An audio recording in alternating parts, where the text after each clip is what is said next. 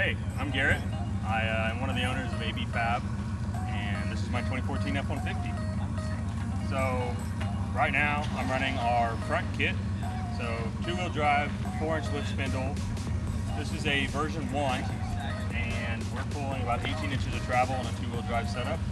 So if you want to get in a little closer, so yeah, I'm running a 2.5 by 10-inch king coilover, and then I'm running a 3.0 by 10 4-tube carbon bypass shock. So I've had pretty good performance out of it so far. We have a new version of the kit coming out that's going to be a little bit slimmer. Hopefully it'll hold a little less mud on it. So 18 inches of travel in the front. 2014 F-150 with the 5.0. Nothing done to it except long tube headers. I want to put a supercharger on it, but you know, money. So as we work our way to the back, I designed and built this 3-link setup for it. So I'm pulling about 26, 27 inches of travel. I've got it strapped short at like 22 right now. Ideally, the limit straps would stretch and I'd be around 24, but I haven't gotten them to stretch yet, so I think I'm just gonna get longer ones. So I'm just running a 2.5 by 16-inch Fox coilover, just their regular Poverty series that they have. And then this is a super old 3.0 by 18 Fox bypass shock I got off a guy in Michigan that was racing short course. So super budget setup, but doing everything in the garage, you can kind of get a lot of stuff out of a little. So full back half, allegedly. I still have most of the frame to here. I got a 3-inch notch in there, and then just a 2-inch bump stop. If you come around to the back, one of the best things about the truck is that it's got a super long panhard bar.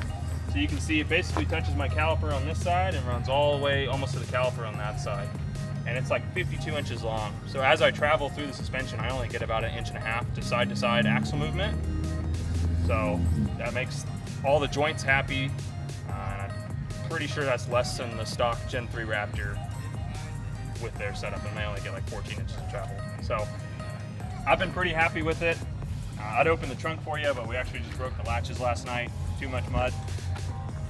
But hey, you know, DOMO Mudfest 25. We're out here having a good time. So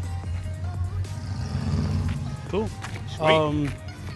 Is there anything you want to talk, like interior, anything? It's just a stock interior. I mean, we can, if you want to look at it, show you. I can just cut to it in the middle. Nah. Yeah. It's just all muddy. It's all good. But yeah, it's all just stock. Okay. So cool. yeah, it's a Gen 2 fiberglass front end, and I bought it for like $400 off a kid in Tennessee. He had like chopped it up pretty good and then tried to glue it back together, so it was pretty wrecked. So I just went ahead and made a decision to convert it to be just a F-150 front end. So if you come around the front, you can see we've got just your regular 15 to 16 F-150 headlights, grill, gonna 3D print a little valence for the bottom, but it just gets beat on, who really cares? Been really impressed with the diodynamic lights on the front. She rips. We'll get you in the truck. Nice. Yeah. And then can you set up right in the front driver wheel, and just if you want to say like kind of what got you into off-roading? Yeah. So I joined a page called Raptor Swapped F-150s in like May of 2019. Was in there, I was looking at everybody's trucks, and there were a couple guys with 11th gen F-150s, that's what I started with. Saw all of their stuff, and I was pretty inspired, so I went ahead and did just a Gen 1 swap on my truck. Gen 1 coilovers, Gen 1 uppers and lowers. Got a good deal on most of that stuff. Ran it hard for a little while, and then put 37s on it. It was a slug at that point, so ended up re-gearing to 488s. Did that, did a small little bed cage in the back. And from there, I went and put some Gen 2 shocks on the front. Then I got my 3.0 bypasses, ran it for a while, and then blew that motor up. So at that point, I posted in that Raptor Swap page. It'd probably been 3 or 4 years at that point that I've been in there. And a guy in Georgia messaged me and said, hey, just rolled over my truck at a bonfire. If you want to buy it for the motor and transmission, you can. So $2,000 later, I drove down to Georgia that weekend, picked this guy up, 2014 F-150. If you come over here, I can kind of show you. Just a stock 2014 F-150, 230,000 miles. This whole fender was smashed in, this door destroyed, windshield was smushed in.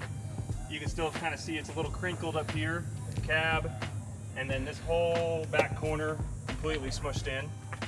And then this whole bedside obviously was destroyed. I ended up cutting a little hole on the inside and putting a couple footballs in here and just expanding them up to push this dent back out, and it seals, and that's all I really care about.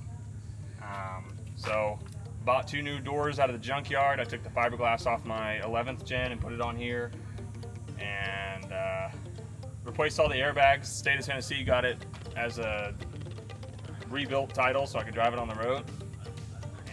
Now I've just been beating on it ever since. Since 230,000 miles, I'm up to 260, and I mean, most of those miles, I'm driving this thing on redline. So it's just a good time. Hard to kill a 5.0. I will probably always buy 5.0s if I can. My truck I tow with has got a 5.0 in it. It's not really the best for towing, but I haven't had any issues. So I'm pretty stoked with the platform. Love the